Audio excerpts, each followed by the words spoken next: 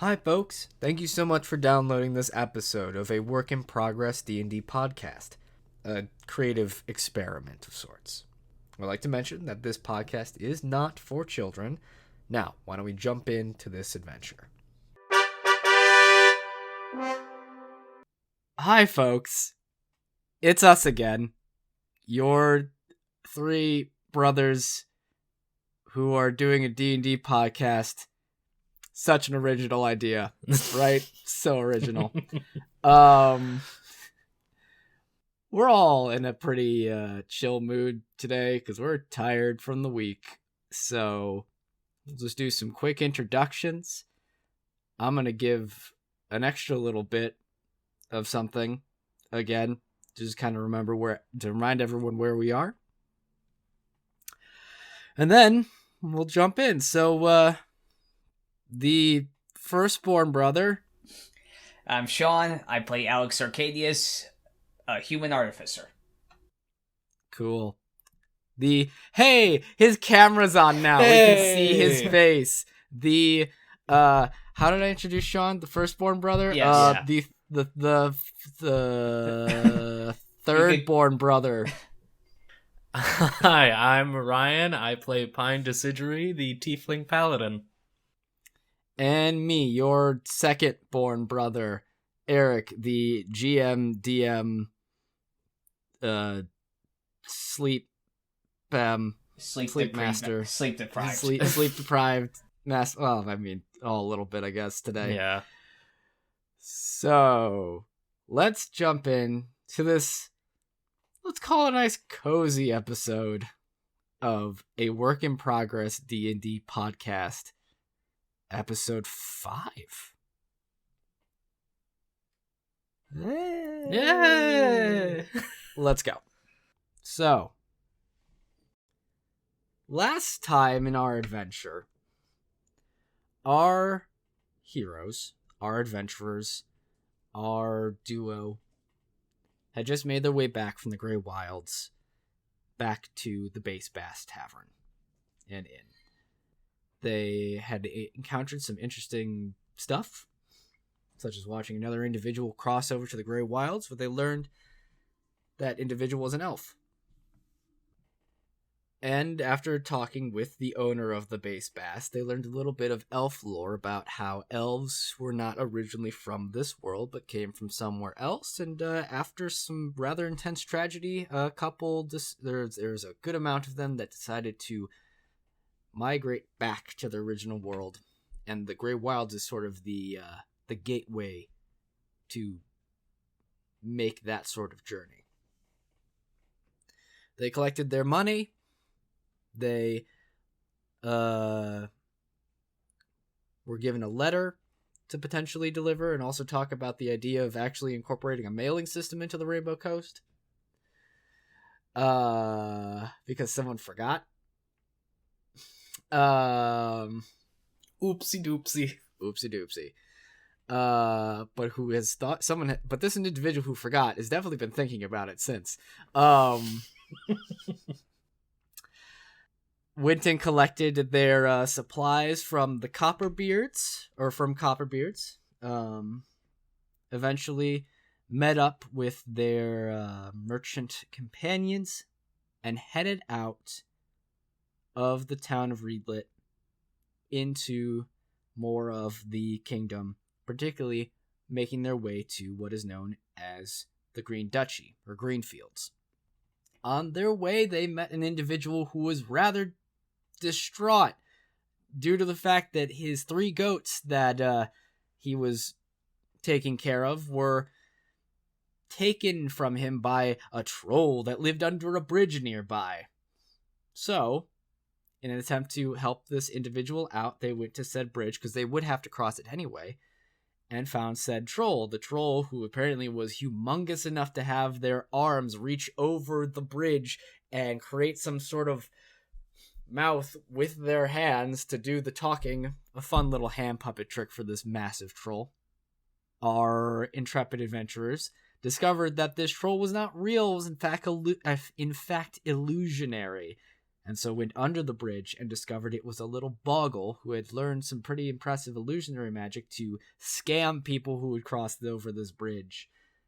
And this particular individual named Wog was very willing to give up the goats in exchange for something else, which our wonderful adventurer Pine traded off one of his abyssal chicken feet for 3 goats and a little bit of treasure. And since then, now our adventurers have crossed over the bridge and reunited a man with his goats, and have found themselves now in the Green Duchy proper, passing by various farmsteads, large farms. This place is sort of the center of agriculture here within the Rainbow Coast. It is where most of the coast's food in terms of growing it, such as like fruits and vegetables and other sort of produce, is created here. And it's actually generally all raised like 50% of the food here in the Rainbow Coast is generated here and then spread throughout the wider coast. So all sorts of things can be found here. And this is due to the incredibly rich nature of the soil here that allows food to grow quicker, better, healthier. It's just all around. It's almost like it's magic. So much so that this, the reason it's called the Green Duchy is because of the almost green-esque, thummy sort of, that sounds weird. It's almost... The green thumb. Yeah, a little bit of like a green thumb. Therefore, Green Duchy, green fields, it all makes sense. You know, it's kind of one of the reasons why the heraldry of this duchy is a field of green with 2 crossing cornucopias full and overflowing with produce and such. So, you guys find yourself in the Green Duchy. In particular, you guys still riding with the Steamhoof clan of dwarven merchants have come by here to sort of the main square, the known as the Emerald Square of Greenfield. From here, you can see all sorts of different things. It is almost always set up as like a perpetual farmer's market with different stalls and things and various vegetables and fruits and like all sorts of things, produce that you can get here. The very center fountain, shaped exactly like, similarly to the heraldry of the duchy, with cornucopias like springing over with various things flowing out, but like water also jetting out as well from various points. From here, you can see, of course, a Copperbeard's, because they are the general store for the Rainbow Coast. That is what I have decided, and that's how we're going to keep it. You can see other couple things from this part of the town that you've come into. You can see a lovely inn. You can see the sign is a mossy castle rook. That seems to have another sort of small symbol on it that you'd have to get closer to see. You see, and that looks like an inn of sorts. You can see another place that looks more particularly like a tavern, and it's got like a green knight that looks like he's falling off of a horse. And the name of it, you'd have to get up closer to see it.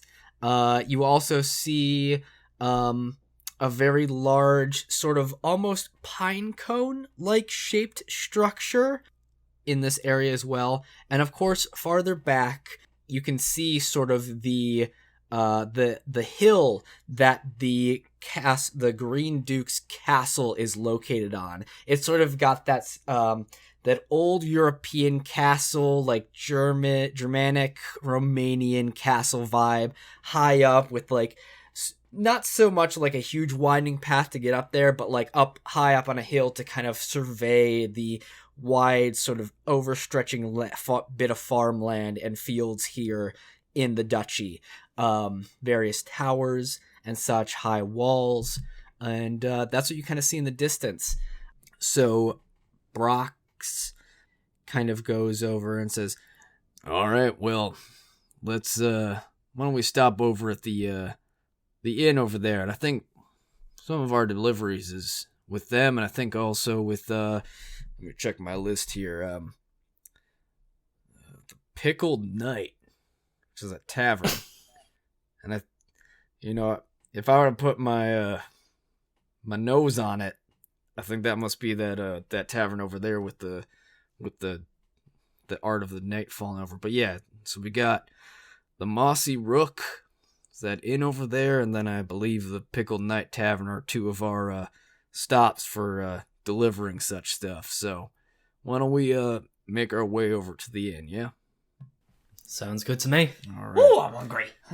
Yeah, so you guys head over to the Mossy Rook, which is an inn, and the signage is that of a mossy castle rook, and in the center you see the symbol of it's sort of in a shield-like look on like the center of the rook, kind of like where one of the like a window would be, but it's a symbol of a platinum It is the profile of a full winged platinum dragon, or a dragon of platinum, wielding a shield in its right hand, which is facing out towards you, and the left hand is a plowshare, which is used for plowing fields.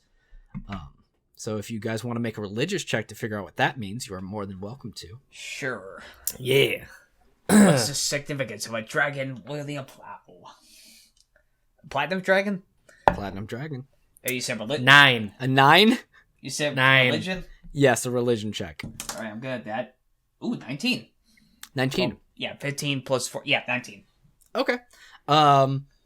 I will say both of you, even with a 9, Pine, you do still recognize that the symbol of this dragon does represent Bahamut, primarily known, like, it's not so much the Church of Bahamut, but it's known as the sort of main religion, or called, like, the House of Bahamut is sort of the, like, name of, like, the religious worshippers of Bahamut. And within that, there are two different, or you guys would know the House of Bahamut based on your roles. And Bahamut being the platinum dragon god, but in particular, and just like the god of like justice and like good, like basically, what did I write? Yeah, hospitality. Hold on, I've got it here. I wrote this down. Nope, didn't write that there. Where did I put it?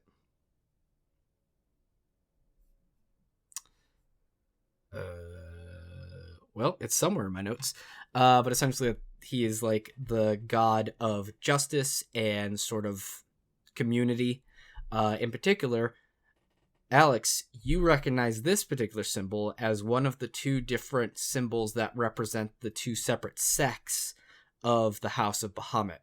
With the one, and you know that these two symbols are very similar, with only one particular icon that changes, and it's whatever Bahamut's holding in his left hand. So for here, holding a plowshare represents the service sect, which is the Scales of Community. That's like their name. And basically, they're the ones who do lots of community service and also just provide services. This particular inn is clearly a Scale of Community house, and that it is an inn that is more or less open to anyone who might need lodging, and it's sort of like a pay what you can sort of situation. Through just like community stuff, they're able to do this, and also through donation, they're able to provide this sort of housing at whatever cost you're able to. With the other order, known as the Platinum Order, it is the justice sect of the House of Bahamut, and in the left hand, instead of a plowshare, it's a sword. So what you see here is a representation of the Scales of Community, the service sect of the House of Bahamut. But yeah, so I know things. yeah, you know things. You're a smart boy. So you eventually walk on in, and it's a very simple inn. It's still well like constructed. It's got all sorts of like the absolute necessary things you need for an inn. You can see behind like the front counter is a non-binary stone-colored earth genasi who seems to be covered in slight patches of moss. Say, "Hello, how are you today? welcome to the Mossy Rook. Will you be staying with us today? Yes, we would be. We're here with the these merchants that we're traveling with. Oh. We're actually meant to deliver something here. Oh, you must be, the Steam Hoofs then, correct? Yes. That is correct. Yeah, that's us. So, we've got our, wagon out front to deliver those different supplies you need. We can go over that if you want, and I don't know, boys, if you want to just kind of go take a look around town, or, I mean, I imagine or get set up in a room or something. It's like, yes, my name is Grant. I am your, the main head of this inn here. So whatever you can pay, a room is available for you. And especially since you are providing supplies for us, it is much appreciated. So I can take you to your room, and if you would like to unload any of your supplies as well, Master Steamhoof, and we can get to working that right away. I will definitely also find some of my workers to help you unload things if that is preferable to you. It's like, yeah, that sounds good to me. So why don't we'll get going, boys? If you want to, help out, or if you want to maybe take a look around town, see what's going on, get a lay of the land, figure out what our other destination might be like, or just take some time. I'm just saying, Alex's foot is tapping the current, like waiting to explore. Like it's just tapping on the. You boys relax. We got this handled. Don't you worry. We'll get some help from our lovely person Grant over here, and we'll see you in a bit, or maybe later tonight when we can grab a little bit of food. And Grant says, "Yes, we have some food here if you require some nourishment, but if you are looking for more of a heartier meal and possibly fare, the Pickled Knight is definitely a very popular place within Greenfields, and they definitely offer more of a variety of sustenance for food." Sounds great. Then I think Alex and I will be off. All right, boys. Well, three of us will just kind of help get this stuff unloaded, and enjoy the day. We'll meet up with you later at the Pickled Knight. All right. Let's go. So you guys head out into the Emerald Square. You can see all sorts of different people running around, humans, half-orcs, half-elves, halflings, other dwarves. Half and half. Half and half. A lot of half and half cream just kind of running around. That sounded so weird to say. Yeah, basically everyone, more or less anyone you can imagine here. A couple tieflings to some other genasi of varying elements. You can see maybe an Aasimar too. I don't know, just make a perception check if there's anything else, or if you want to make a more investigative look of stuff around. Yeah, I was thinking of looking around to maybe find a spot to sell some of the things that I got from WOG. Yeah, sure, absolutely. It's true. Yeah, make a perception check to see if you can find a place to maybe sell some stuff. I'll do the same. Whoops. You okay? 19. Sorry, what was that? 19. All right. 19. Well, I'll roll anyway, just in case. Perception.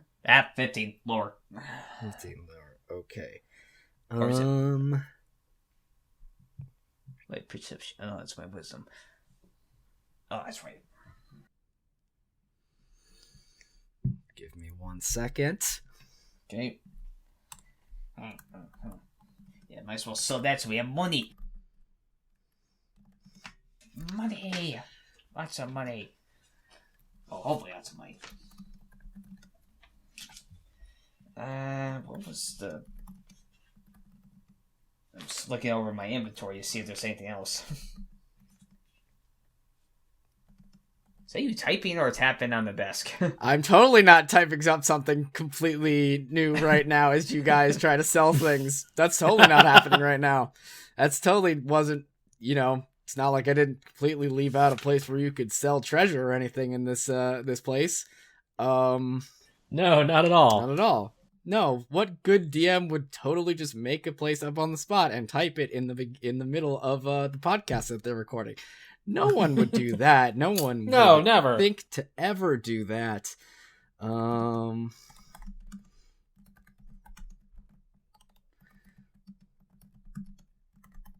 What's that? Yeah, just, look over your treasure, see exactly what it is you wanna sell or something, and take your time. No need to rush it or anything. It's not like I'm desperately typing up a place and an owner of a place to fence items. I think that was just looking in my past days, see if there's anything. Yep, No, it's more about that. At least I think it's just mostly the stuff we got from that Fae. Yep, it's really just kind of the stuff got from Wog the Boggle. Yes, I do love Wog the Boggle. Let me get back to that. I ain't selling my shield. I won't use that. I gotta look up something for the Artificer anyway. Oh, that's the end of that.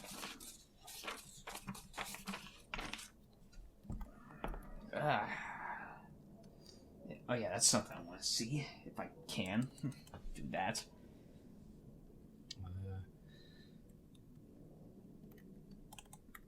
I think a plane threw by. Yeah, there's a plane outside, so it's a good thing that I am not typing up something completely new while we're recording. It's fine. This is all staying in, by the way. Yeah, I figured. Except maybe the plane. I can try and get rid of that. So, remind me what your perception checks were again, guys? 19. Mine's 15. 15. 19. Okay. As you're both kind of looking around, you see obviously the place, the other places you saw prior. You do actually spy a place that you, from the name of it, you can imagine is a place that you might be able to sell off some treasure. It looks to be a pawn shop. It's called Fern's Fineries. It seems to have all sorts of various eclectic things in its windows. Doesn't seem to have any sort of like fun sign. It just says Fern's Fineries in this beautiful like golden lettering over the door. You guys want to head in? Mm-hmm. Yep, definitely. Okay, you head on in, and it is very much the pawnest pawn shop you've ever been in or have, that one could ever imagine, with all sorts of different little fun knickknacks and things from, you could probably guess, from all over the coast. It's just kind of like, you don't want to say whoever runs this may or may not be a bit of a hoarder, but at the same time, yeah, maybe a little bit. As you walk in, the bells sort of ring and tinglings, ding, ding, ding, ding, and you hear, "Oh, 1 second, I'll be right with you." And you hear the voice, but you don't see the individual.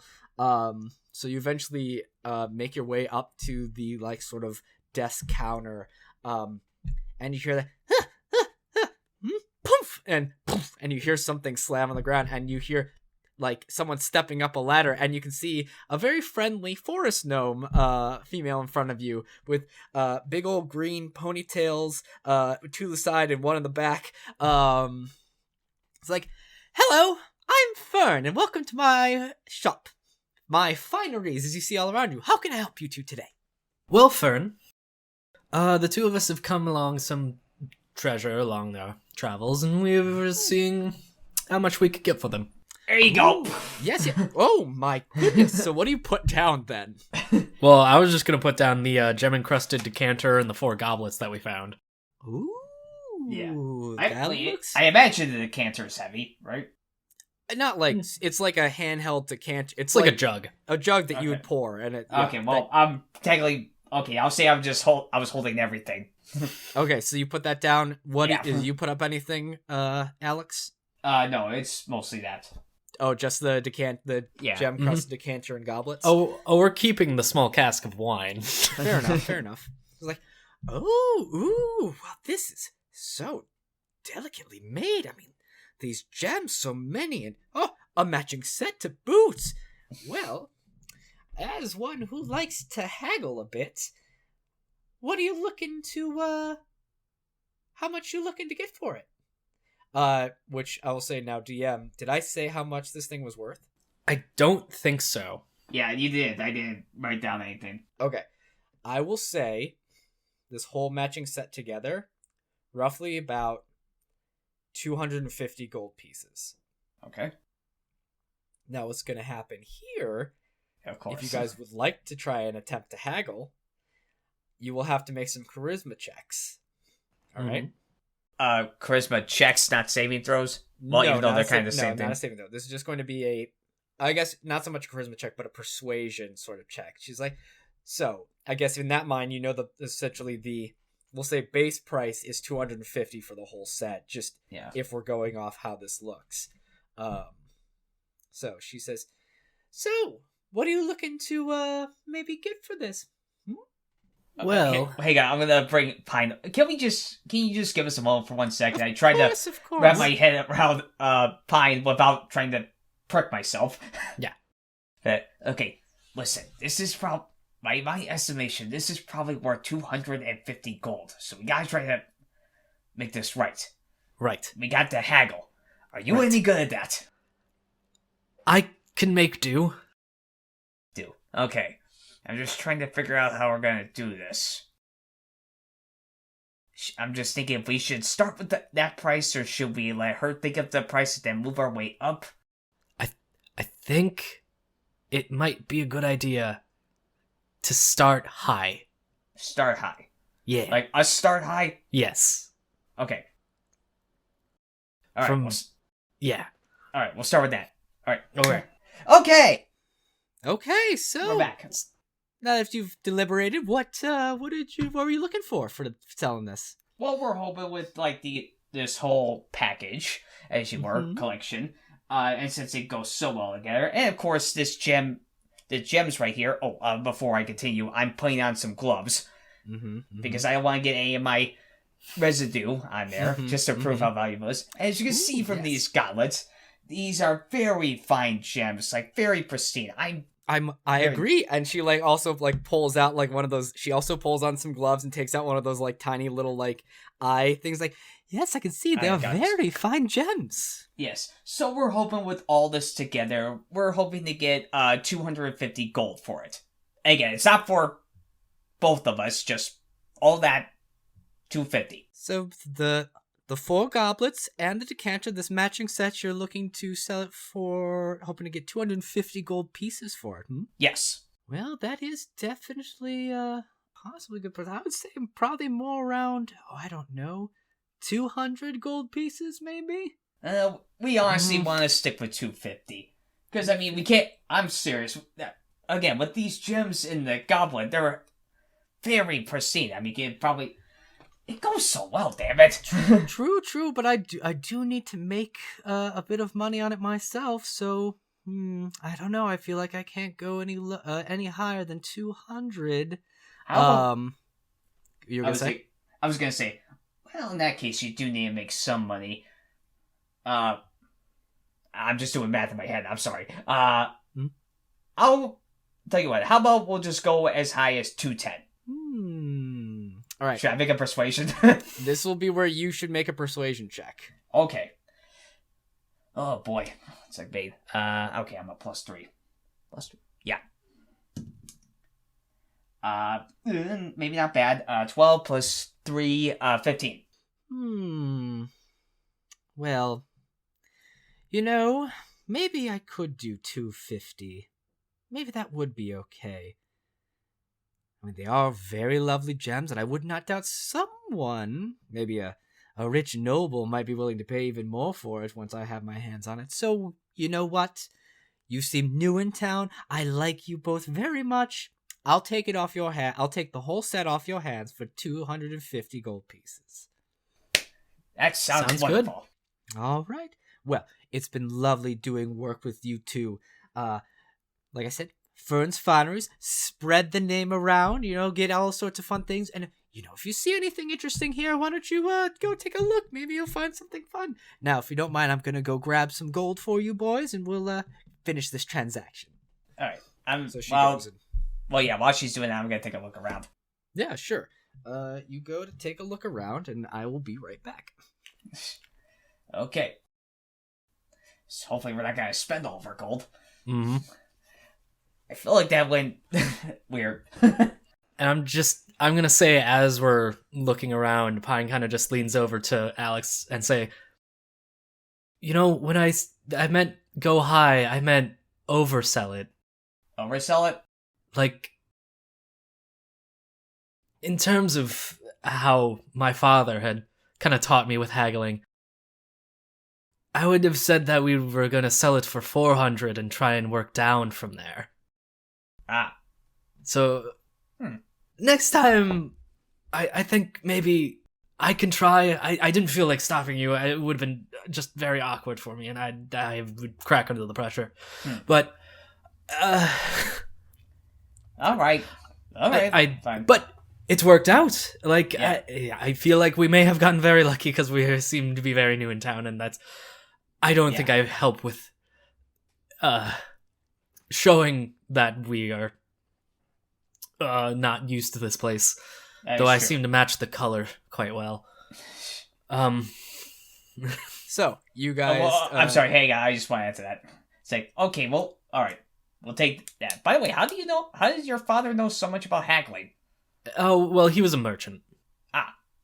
Okay then. And as he says that, I'm just gonna reach in my notebook and write all this down. Okay, yeah, for sure. Learning more about haggling.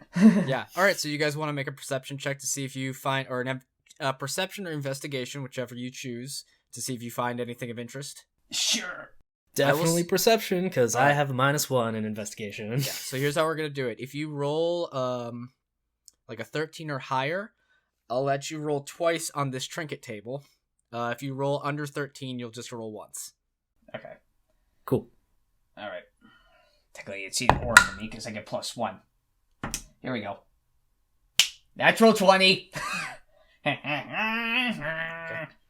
4. Okay, well then... Again, the spectrum of Sean and I. Yes, exactly. Well then here, Pine, why don't you roll a D100 first, and we'll see what sort of trinket you find. All right. I got a 66. 66. I assume I should get mine ready. That's my D... Yeah, that's my D10. You find a very interesting... While you're looking through Pine, you're just kind of looking around. You're kind of not taking anything of particular interest, but you do find eventually on sort of amongst the monk. Wow, I really am losing words today. Amongst a bunch of other little knickknacks and things, you find essentially a single caltrop, but it's made from ivory, and it's got like some it's just like this beautiful ivory made sort of caltrop looking thing. So that's what you find. And so Alex, why don't you roll twice 2 D100s for me, and I'll tell you both the things you find. All right, here we go. That's a 64 for my first one, and 54. 50. All right, I'm going to swap out. I'm going to take for your 54 and swap the numbers so it's 45 because. Okay. Did I roll in the same area? Yeah, it's just a bit more interesting. Okay. So, one of the things you actually find both of these things like right next to each other.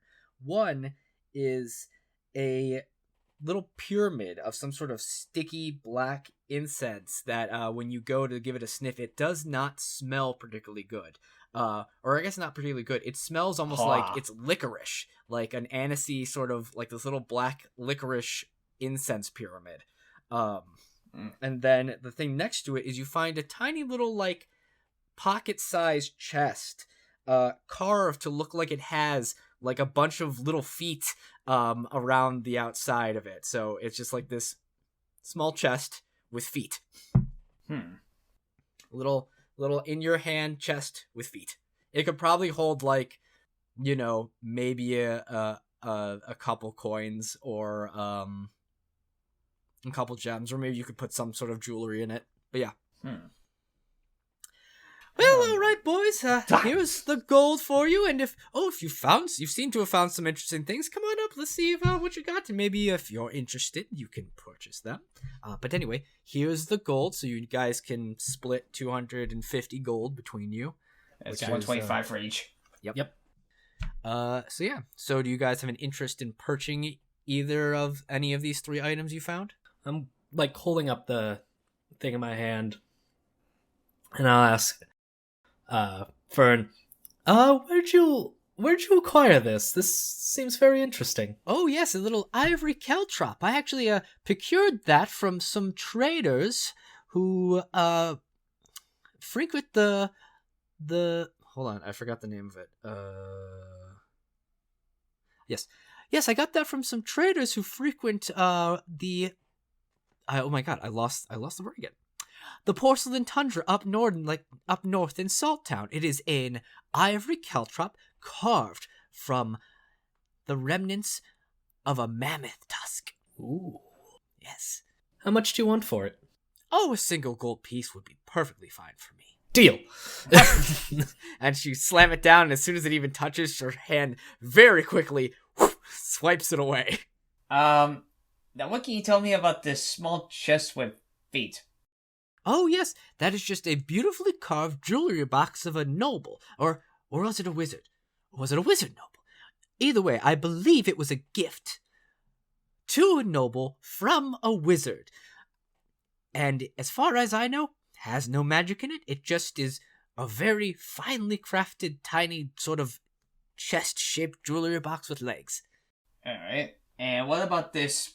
Oh, wait, how big is the pyramid? The pyramid's about the size of your palm and roughly maybe finger to your knuckle. Okay. If you take your index finger or your pointer finger, put it in the middle of your palm and go up to your knuckle, it's about that tall. Okay. And what can you tell me about this pyramid? Yes, that sort of licoricey incense pyramid. Not much, other than it smells like licorice. Got it from the Orange Duchy. A couple traders from there were selling it. They sell all sorts of strange things from the Orange Duchy, considering it's located in the Amber Swamp, and they've got all sorts of strange things they grow there, considering it's sort of the place of strange life, both animal and plant and fungal. It's just it's a bit of a strange place where they have all sorts of strange things, and well, that was one of them, and I was curious, but I didn't. Well, I'm not a huge fan of licorice, so if you're looking to maybe sell it or buy it, I'd be totally fine. Does it smell constantly, or is it like No, it's like if you were to, it smells like licorice, and if you were to light it and burn the incense, it would, create a sort of licorice smelling smoke. Okay. I don't know, maybe I could use something with this. Alright, I think I'll take this one off your hands. How much for the Black Pyramid? That you can take for a silver. There you go. Thank you. Swipe. Now put you're looking at the little chest with legs as well. Yeah. Since I already bought some, how much would this be? Oh, that'll be a gold piece for that one. Yeah, why not? I'll get that too. Slap that there. So, yeah. You guys are down a bit of gold, but you procured a decent amount of gold, and now you have some fun little trinkets that you can do something with. Oh boy. I gotta smell licorice. Alright. I think that's it. Yep, that is it. Actually, as that is done, you hear the door open, and ding-a-ling-a-ling, says, Fern! Fern, it is me!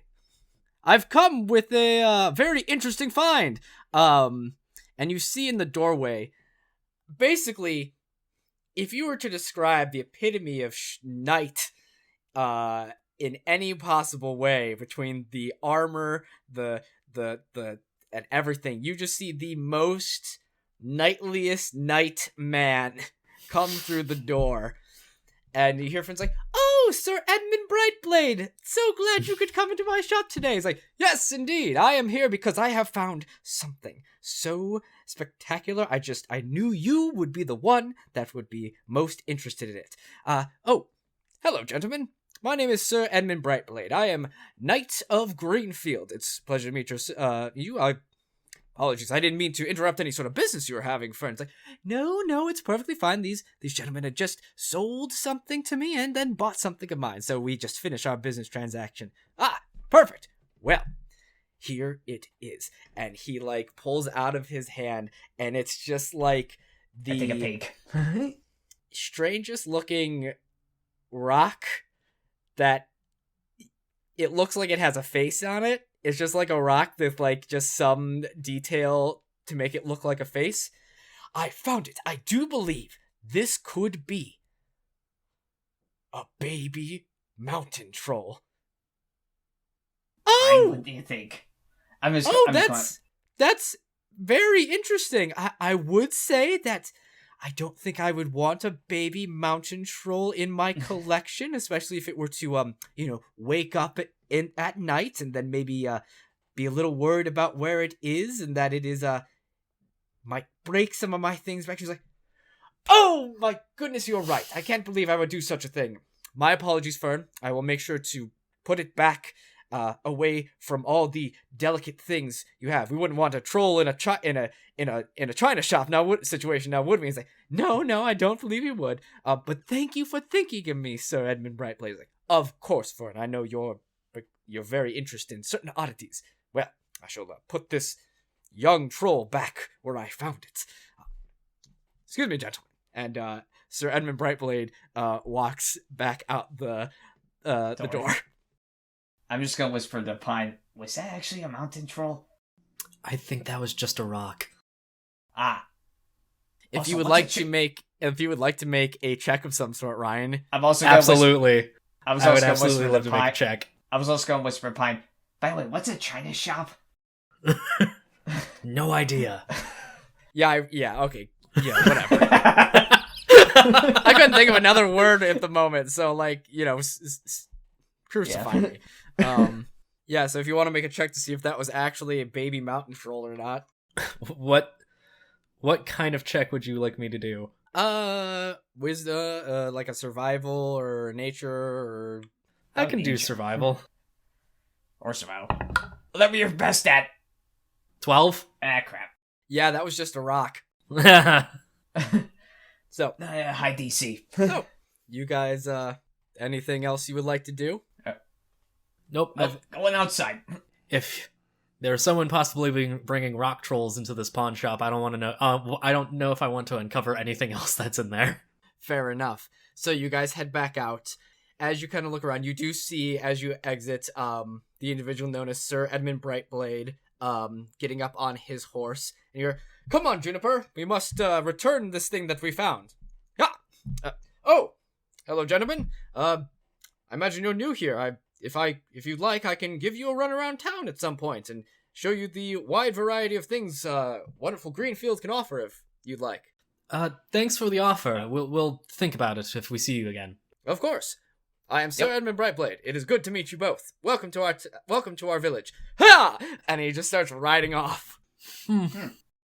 Seems to act like those knights that you hear in fairy tales. Yeah, kind of reminds me of someone else as well. So, anything else you guys would like to do? If you want to go check out anything else, I mean, in terms of other places, there is the Pickled Knight, the sort of local tavern. There is that building that is shaped like a pine cone. Or you could just sit by the fountain and just people watch, overhear the people, see if anyone's talking about anything, figure out what might be going on. There's actually some things I want to do, but first let's check out the Pinecone building. Yep, that's probably where I was going to go next. I mean, I want to check how it's structurally, how it's like that structurally. Yeah. So you head over to the building that, like, so is it like kind of looks like a pine? What's up? Pinecone standing up or like on the tip, like the base of the pine cone with its like, yeah, it's not like an upside down. Yes, the larger. So it tapers at the pine upward. cone as its cone shape. Yes. You go over there, and it is interesting. You can definitely tell it's possible that some magic was used to craft this architectural structure, in the sense because like its pine cone sort of shape is more related to how it's terraced, and it like kind of has various like terraces that go, more spread out ones at the bottom, and then like they shrink up all the way to the top. And you go and you find out the pine cone is a library. And as you kind of head in, you can see it's got all sorts of different,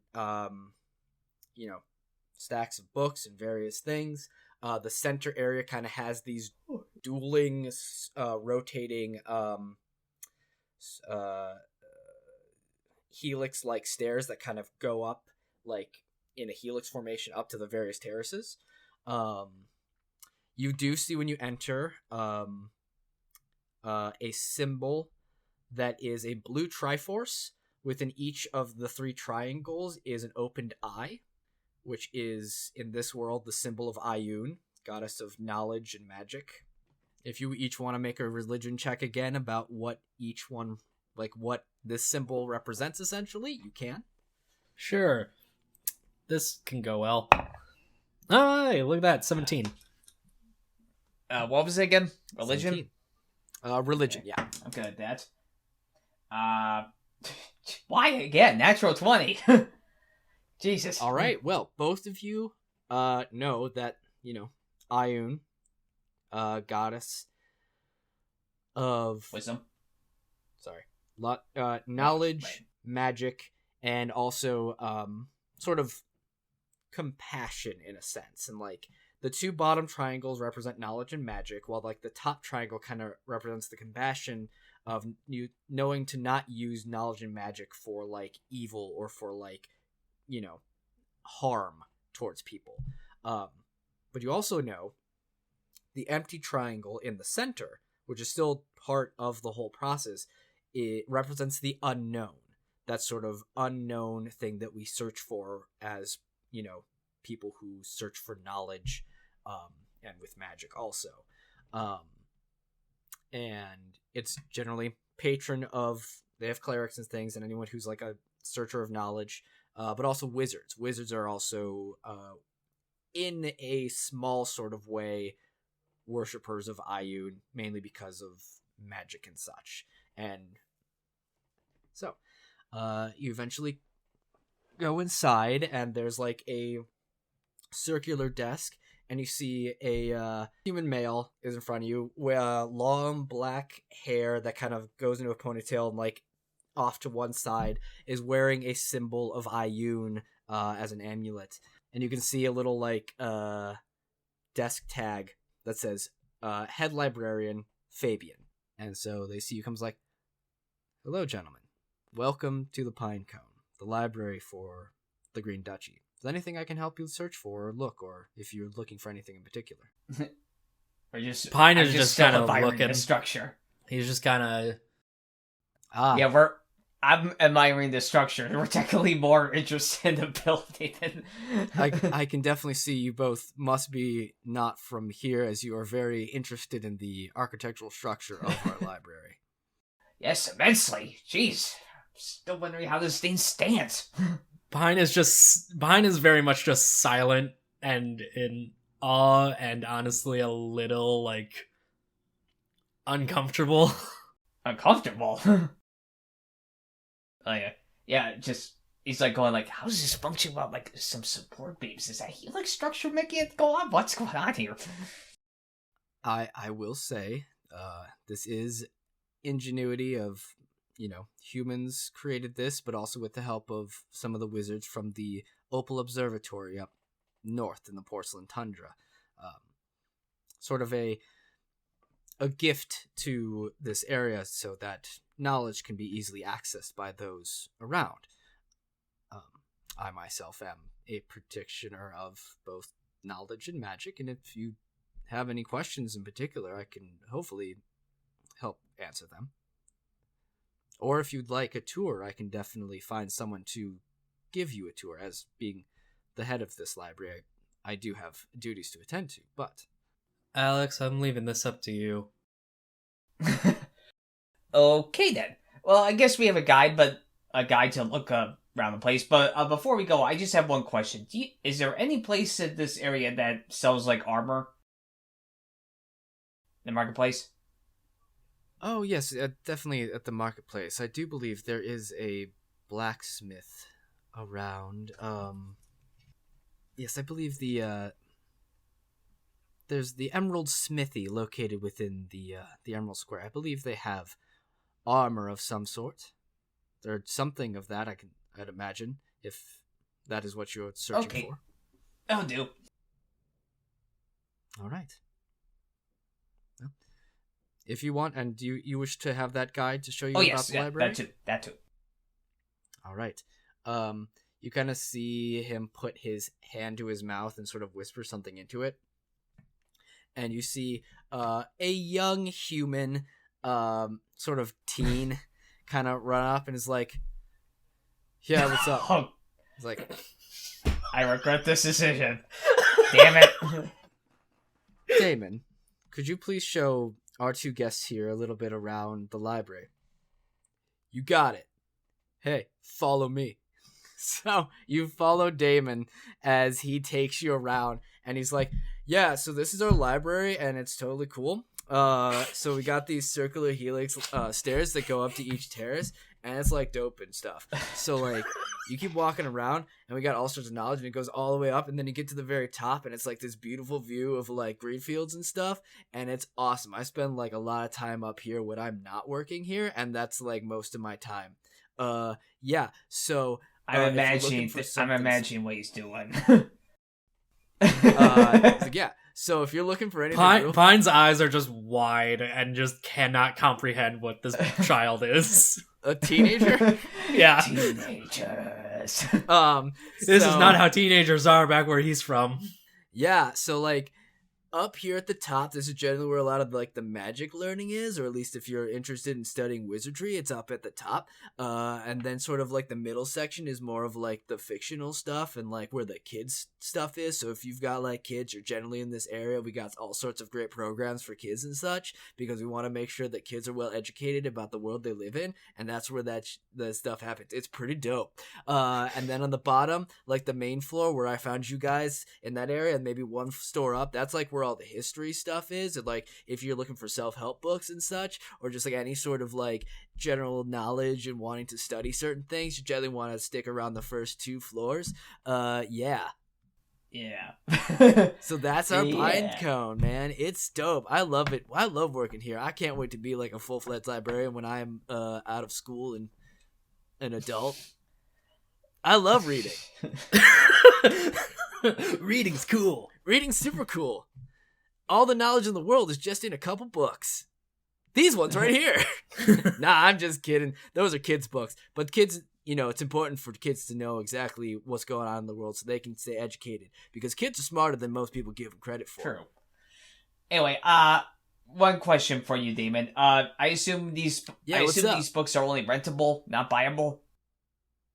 Oh yeah, just rentable. We are a library after all. And if you lose a book, there is a bit of a fine. A fine, because, you know. Of course. You don't want to lose a book. Of course. Well, yeah, if you guys ever need help, like I said, my name's Damon. I kind of, you know, give tours and stuff and spend a lot of my time here when I'm not hanging around the square. So yeah, if you need anything, I'll be here. Okay, I'm gonna take a brief look. Is there, like, anything in the magic section about, like, magic armor, that kind of thing?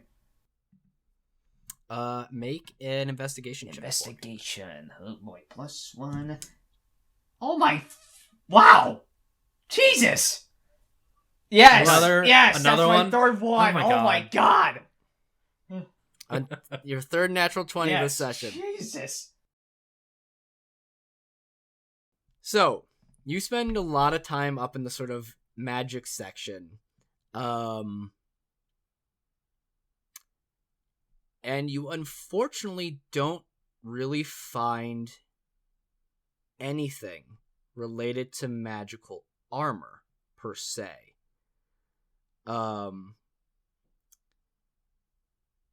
You do find stuff about, like, smithing and such, like crafting, like, magical metals, and like how certain people used to like infuse magic into metals, then that would help sort of craft certain like armaments. But in terms of like crafting like magical armor, it's not a technique that is widely known, and that's primarily due to the fact that that sort of knowledge is a closely guarded secret of your home. It's not something that is immediately known. Like where you grew up, Alex, it is a well-guarded secret to kind of how to create sort of magical armor, especially the kind of magical armor that like you're able to make. It's possible that the stuff you find would be able to help you make like, you know, maybe some magical like armaments of like smaller magical like metal things, such as like bracers or like like maybe enchanting a bar of iron or mithril to be used to craft like a magic blade or something. But in terms of like actually crafting magical armor, it is an art that is not widely known. And if it is, it's not going to be found here. You'd have to go to probably a much more secure locale of knowledge, probably either back home, maybe in the Silver Capital, or far north at the Opal Observatory, which is like the arcane locale of like where the wizards of the coast like train and like try to study and learn their craft and practice it. Gotcha. So unfortunately, even with your natural 20, dang, what was you do not find also, anything did you see Wizards of the Coast? Of this coast. Okay. of this coast. I know, mean, I know, it's a it was coast. just- That's it was their just name. like that. So Alright. why don't we take a little break on that real fast, and we'll be right back. Okay. So we'll see you all in a little bit. Hi there, folks. Welcome to the mid-break. Hope you are enjoying this sort of chill episode of a work-in-progress D&D podcast. As you can see, sort of a bit of a shopping-related episode. But that's enough hearing from me. Let's get back to hearing from me. So, welcome back, folks. We've returned. Back to Greenfields in the Pinecone, where Alex is just searching for a book about magical armor, but was unsuccessful there, but found a book that talks about the history of transcribing or putting arcane or putting magic into metals, alloys, and such.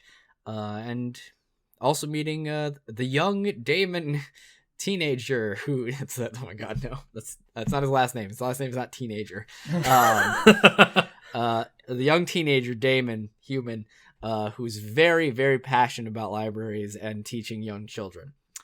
But unless there's anything else you guys wanted to do in the Pinecone while we're there, Pine would like to like kind of go down to the history section, sure. and he'll just kind of stare at the bookcase Okay. and not really know what he's looking for. Just kind of grab a random book and read it. Sure. Roll an investigation check for me anyway. Okay. 3. 3. You pull a very, very dry,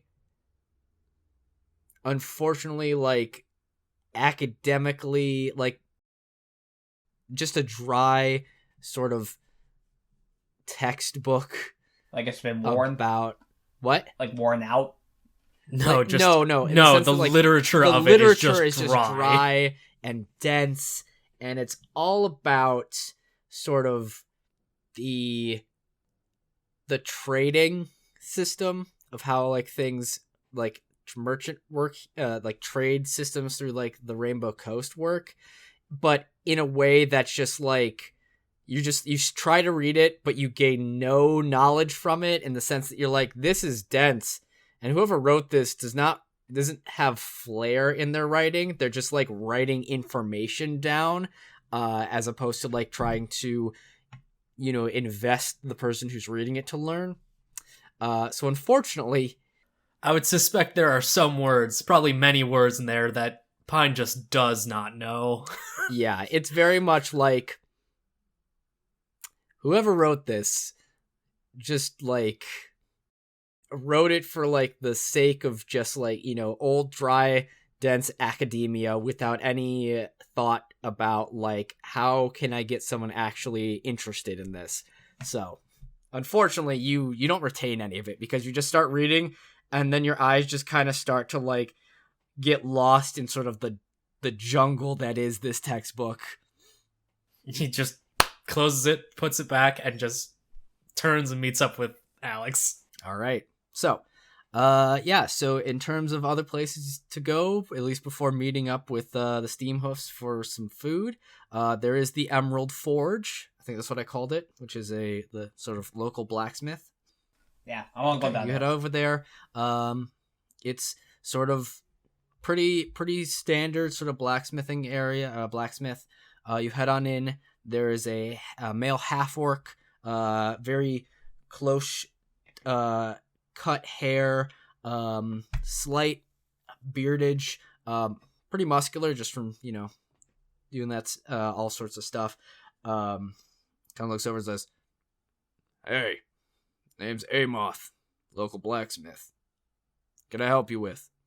Yes. I was wondering if it's possible to make, either two things. One, make my chainmail stronger, or if it's possible to get something a bit stronger, maybe more versatile. You're looking for something a little bit more sturdy?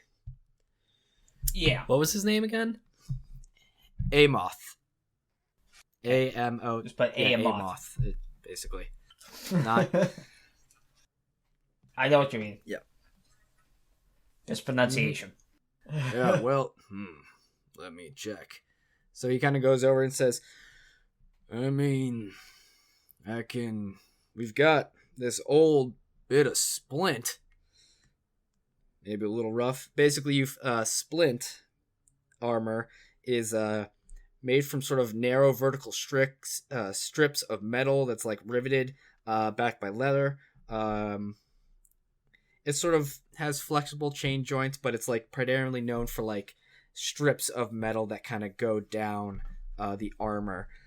And so he's like, yeah, that's all I really got if you're looking for something that is offering more protection. Alright. Can I at least know what it's like AC Yeah, is? so the AC would be 17. Okay. It does have disadvantage on stealth unless you were to modify it yourself. As you would have to play with. If you buy it, you'd have to do your sort of artificing smithing to like incorporate it as a new magical armor for you. What is your strength bonus? My strength bonus? Bring that up in a moment.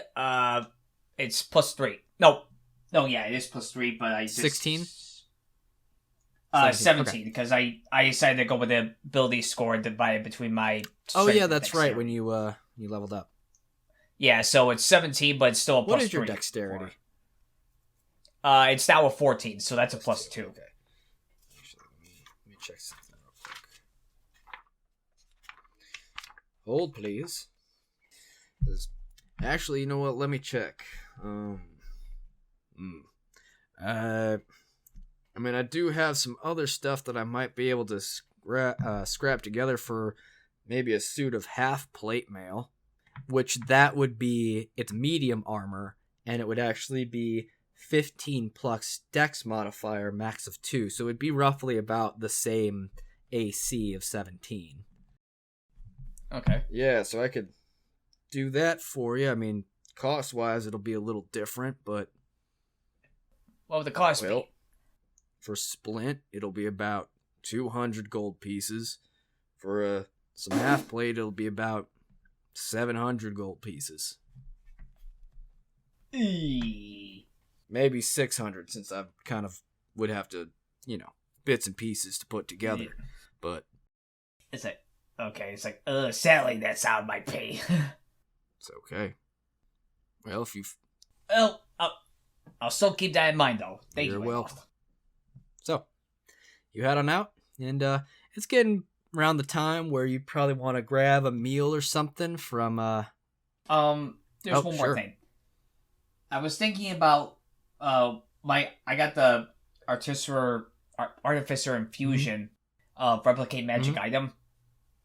And if I'm right, in order to, I could be wrong here, but for like getting the bag of holding, would I just need like a regular bag and modify it myself? If you want to, if you just want to like purchase like a regular sort of bag or satchel, and then like, take the night to like have your character, or take whatever, however long it states to craft it, then yeah, that's all you would need to do. Okay, I'm gonna do that. Then yeah, we'll say you guys take a little bit more time. Maybe you head back to the moss, what did I call it?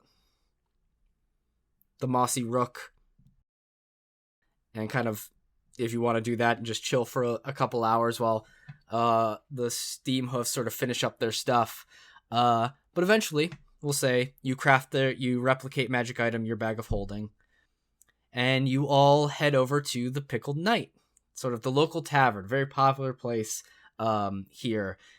High walls on the inside. It's lots of people around after a good day of selling things at the farmer's market. All sorts of people just hanging out, drinking their stuff. It looks like a couple various like people are playing some games, maybe a little arm wrestling competition. And all around the top of the walls, there's just like a bunch of shields, each one with their own sort of image, like of heraldry on it, from all sorts of different kinds of monsters. You see one with a dragon, one with a griffin, one with a lion, a hippogriff, a boar, a cat, a unicorn, a giraffe, a wolf, an elephant, some bees, all sorts of different animals and like monsters and things you see up there.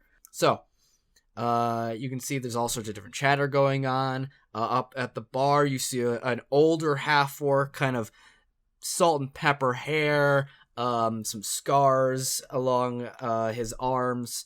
You can see like behind it has like a shield with like a sword and like a spear going through it. He's kind of wiping things down. Says, "All right, you've had enough. Get on out of here. Come on. You gotta work in the morning. We all know it. Get on out. Come on." He's like, "I don't need your wife getting obsessed about or incensed about you staying too long." It's like, folks, come on up. Just take a seat if you like. So if you guys want to, find a seat, Brock says, thank you. We will. All right, boys, let's go find a seat. So. All right. Yeah, so you go there. This half-orc kind of walks up. Guy's like, nice to meet you. Name's Sir Torgoth. Sir Torgoth. I'm an old. Here's a menu if you need it, and just let me know. Just walk up to the bar, order it, and we'll get you some stuff. Hey, you two over there, stop that! And he kind of walks over, and there's some like people trying to climb up on some tables and look like they're about to start some sort of a drunken fight. He's like, and he just like grabs them both and just like sits them both down. And he just kind of like smacks them upside the head, and like talking, giving them some talking to. So, what was the guy's name again? Torgoth, Sir Torgoth. Torgoth. Okay. All right. Yeah, you also see a couple of like the Rainbow Guard, who are like the sort of rainbow colored sleeves and pants that have like sort of a rainbow pattern on them, but these ones have like a particular like green spot on them. A couple of them here are off duty, getting into some fun and drinking and playing games and eating. But in terms of like food here, various types of, it seems like a lot of it is all sorts of like vegetarian related, like various savory pies and sweet pies, purees, breads, all different kinds of like fried foods. The drinks range anywhere from just like ciders and wines to like beer and juice and spirits, all made from local stuff around. And so like as you're kind of looking around, why don't you guys you hear various talks. It seems like some people are discussing rumors and like hushed voices around. So if you guys want to roll up. Hold on. If you guys hear the ambulance or fire truck in the background. I heard something. Okay. It's a party outside. It sure is. All right. Oh, now I hear it. Oh, yeah. Hold. And now let's go on. Maybe they arrived at their destination. Yeah. Close by. This is still going on for you? Okay, we can't hear it. it sounded like it just kind of abruptly stopped. Okay. All right. Well, yeah, if you guys would like to eavesdrop on any of these conversations, you are more than welcome to. So what do I do? Just make a perception check, or? Yeah, make a perception check or an insight check or such like that. It's only plus. Pine's just looking at what kind of savory pies he can get. Yeah, there's all sorts of like a potato pie, potato and leek pie, potato leek and cheese. Let's see, there's like a sausage and apple pie. I thought you said they were all vegetarian. Sorry, did I say all? I meant mostly. Okay. Yeah. Maybe you did say mostly. Well, maybe that sausage apple would. There's like very small amounts of like meat on here. There's more variety of veggie than... of veg than meat. Partially because of the farming nature. Well, if anything, a sausage apple pie would please Alex, but right now I just roll a 10. Well, a 9 plus 1, 10. Okay. I want you to roll me 2 D10s. 2 D10s, okay. Mm-hmm. Do I gotta tell you, do I add up the total or? No, these are going to be 2 separate rolls because I have a list of 10 things here. Okay. First one's a 4, and that one's a 1. So 1 and 4. Okay. So the 2 different things you hear, since you're the only one kind of hearing the rumors, a bit of patter just talking around, but nearby you hear one of the things you hear is, I swear to you, this plague that's affecting the crops has to be magical in nature. I mean, there's no other way to describe it. I mean, it's gotta be, right? It's like, I don't know, man. I mean, like, I know there's magic in the world, but I really doubt it's like a magical plague affecting the crops. Like, that's a bunch of hullabaloo. I swear. So that's one rumor you hear. Another rumor you hear is, oh, I must say, it is such a shame that the Duke has no remaining children to take his place since he is becoming so old now. And, it's so unfortunate that what happened to his son and daughter-in-law in that accident. It's so sad. I don't know what's going to happen when the Duke passes someday. Oh, it's so sad. Alright, so after hearing that, I'm gonna go to Pine and snap him out of the pie and do sight. Okay. Yes. I think I've actually got more jobs for us. Okay. So those people over there, they're talking about a plague that's affecting their crops. Which I didn't see any, but there has to be something. And over there, something's going on. You said, was he Archduke? So, yeah, the Green Duke. The Duke who's is apparently no remaining children to take his place as Duke. The idea is that the Duke here is old and has no remaining children or any sort of heir to take his place. Well, I told him that to Pine. It seems like this could be the last line of the Dukes if someone said, well, I don't know if there's anything we can do. I don't really know if that's anywhere in our expertise. Actually, it might be. Well, you know that ring you got from the... I forgot his name. Oh, crap. What's his name? I wrote down... Siegfried, yeah. That ring you got from him? Mm-hmm. Well, I believe it has the same symbol as... it was a symbol of the flag, right? Or the symbol of the Duke. The heraldry of the Green Duchy. Yeah. So it could be possible that Siegfried is related to him. Wasn't he part of the Fae? Yeah. Wasn't he... I don't know. I could have sworn he was brought into the Fae. There might be more to it than that. But he was related to the Grey Lady. Or it could be that he was adopted by the Grey Lady. Maybe she's telling us something that she's not telling us. I think I might have an idea. So I'm gonna go to the guys with the plague. Who were talking about plague. And Pine is just gonna reminisce in the thought of, I almost gave this away. Right. Just gonna hold that. Yeah. Where are you putting the ring, Ryan? Now that Pine has realized and made the connection of, oh, this thing's important, he's gonna like he doesn't have a chain or anything to like wear it, so he's just gonna try and keep it in like a safe pocket, just somewhere on him. Okay. All right. So Alex, you head over to the two guys who are discussing the plague. Yeah. Okay. Hey guys, what's up? Okay, I'm sorry for eavesdropping, but you mentioned something about a plague that's affecting the place.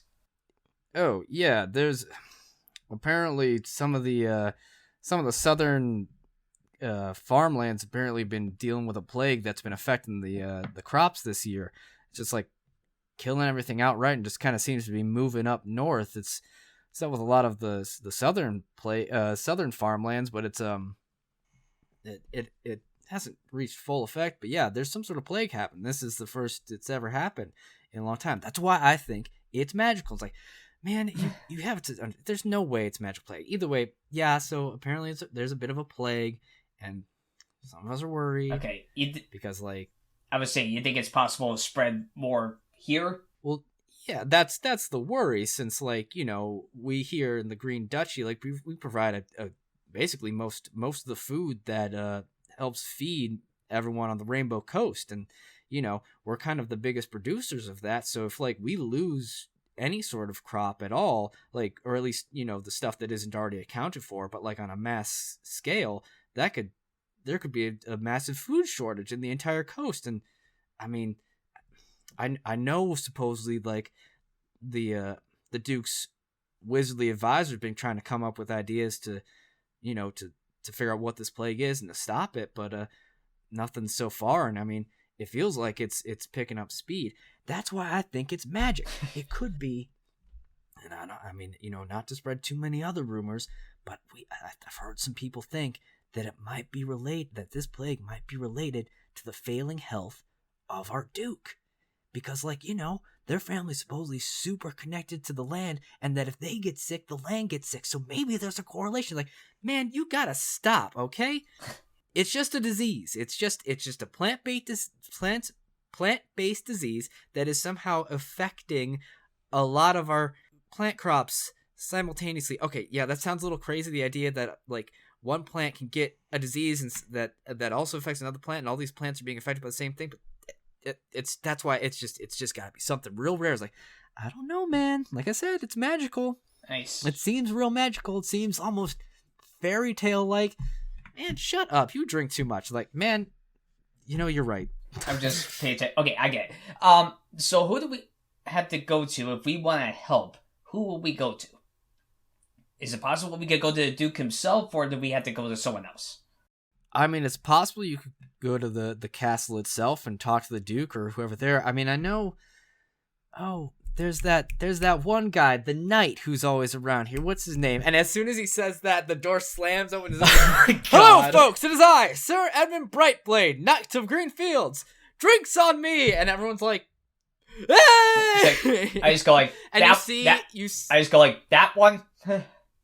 And they're just like, yeah, no, that's him. And you see as that happens, and Pine will just go, instead of a drink, can I get my leek and potato and cheese pie? Yeah, I'm coming up. And you see that, well, you look over there and you see as like Sir Edmund Brightblade like says that and enters the area, you see like the head of the pickled knight just goes like, oh my god. And just kind of looks at him with this sort of look that is like the look of a teacher giving like sort of a kind but sort of disrupting student. And so Sir Edmund Brightblade kind of comes in, and eventually you get your potato leek and cheese pie, and you see he's like, gentlemen, good to see you here. Mind if I pull up a chair? And Brock's like, sure, yeah. Do you guys know this man? This apparently very charismatic individual. All right, thanks for the info, guys. I'll be right. Yeah. We met this man when we went to go upon some of our treasure. He seemed a bit odd, but kind-hearted. Yes, I am Sir Edmund Brightblade, Knight of Green Field. It's a pleasure to meet you. Hello, sir. Hello. And he starts shaking the hands of all of your dwarven compatriots and like, good to meet you too. Thanks for the round of drinks. It's like, of course, it is a knight's duty to be as forthcoming and generous to the citizenry that he protects. So, and he kind of pulls up a chair. He's like, welcome. You are all new, and you seem to be merchants of some sort, and I'm very curious about people who visit and come to our place, and I'm just very curious about you, and especially because I don't know any of your names. And being the knight of Greenfield, it is my duty to know everyone who comes in and out of our community. Well, before he starts, I'm going to say, that's great. 1 sausage apple pie, please. It's coming, and one of the stores is like, coming right up. Yes, I'm Pine Deciduery. Pine Deciduery. Nice to meet you. And I am Alex Arcadis. Alex Arcadis. Nice to meet you as well. Yes. And Brock Steamhoof, and these are also I forgot the other 2 dwarves' names. Nora and Hobart. I'm Nora. I'm Hobart. Rox, Nora, Hobart. Good to meet you all. So, what brings you here to Greenfields? Well, myself and Alex here were hired to guard these merchants on their way here, but along the way, him and I have been looking for things to keep us busy. Jobs and such. Oh, yes. You are adventurers of sorts. Yes, and yeah, and one of the jobs that I've heard about through hearsay mentions about a plague affecting the south. Yes, there's been a drastic, unfortunate plague affecting a lot of the crops here that we grow. It's been a bit of a agricultural nightmare of sorts. And if you're interested in helping, I would not doubt that the Duke himself, along with his advisor, would be very interested in some extra outside help. Yeah, and I have a question. Will we be able to meet the Duke himself? Of course. I actually would be able to bring you to him. Okay. Will it be before or after the job? I mean, I'd have to bring you to him to let him know of your interest and get you on the job. Okay. No, because sadly I did hear something else through hearsay that he's not doing good. Yes. The Duke is old, or getting up in age, and is unfortunately not in the best health at the moment, primarily due to, old age. Time comes for us all, in a sense. So, yes. Not doing well, but he's still healthier than most. Okay. Also, I'm wondering, could you, we came across this in our travels. Would you be able to make sense of it? And I show him the signet ring that I just pull out of my pocket. Where did you find this? Have you ever been to the Grey Wilds? And you see he just kind of sits there, eyes wide, staring at the ring that you gave him. That's basically one of the reasons why. May I ask you two to accompany me outside for a moment? I need a little bit of fresh air. If you would please follow me, and I also need to feed my horse for a moment. If I would love some help, if that was all right. To feed my horse. Yes. Torgoth, Sir Torgoth, could I get some oats for Juniper? Because I need to feed Juniper right now. He's like, of course. We'll be right back, Sir guys. Edmund. So he grabs some oats. I bring up, my it's pie. It's just like coming out, and it's like here, and it's like, Juniper, my beloved steed. Good girl. Here's some oats. Yes, let's go around the side of the building with your oats to feed you like we always do. And he's like looking around, and he's a little manic right now. And he kind of I don't think this guy knows the meaning conspicuous. I think, is he trying to be subtle? Like I said, don't know the word conspicuous. So you guys follow him in this alley where he always feeds Juniper his horse? Mm-hmm. Well, I'm also carrying my pie and still eating it. Fair. So he turns around. Evan, use your words. Sir Evan, sorry. Edmund! Yeah. Sir Edmund Brightblade is my name. Right. This, I think I'm gonna faint. This ring is the royal signet ring Mm-hmm. of the Green Duchy, particularly Mhm. the Pendragon family, Mhm. who rules this area. And the last time this ring was seen Mhm. was when hold on. His Grace's son, our Grace, Cedric Danforth Pendragon, our Duke, when his son's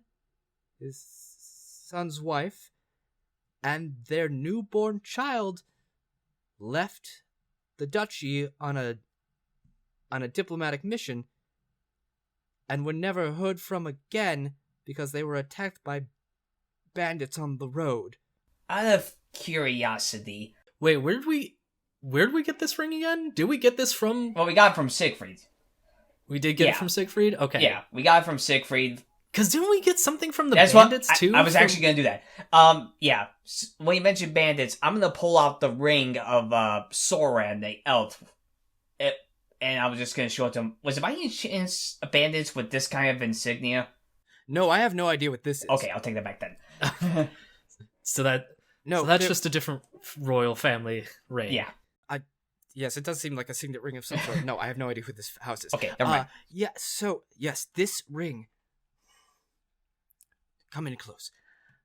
I believe there is a conspiracy afoot. I think that this incident, this tragic incident, as you just eat your pie slowly. Just forgetting the fork, just kind of shoving my face into it a little bit. That I don't believe this happenstance of bandits on the road having murdered them was out of just, happenstance. I think this was a targeted plot to try and destroy the Duke's line. And the fact that you have found this,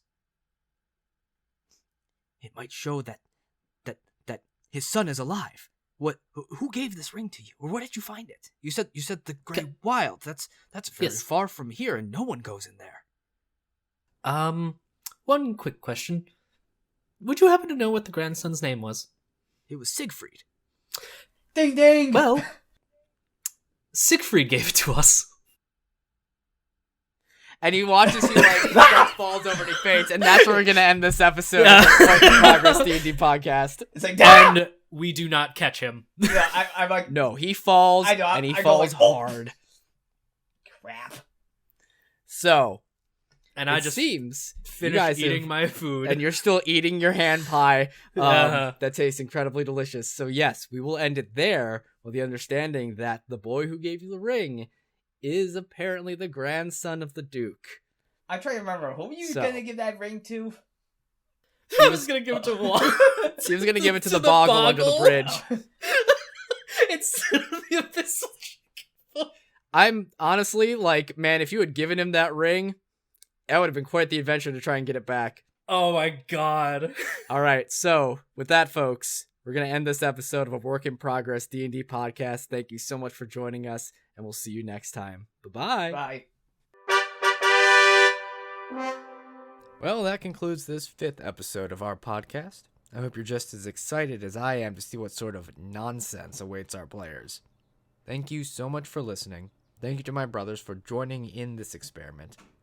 A thank you to my friend Cordelia for some consulting, and an extra special thank you to my wife Allie for her constant support and advice.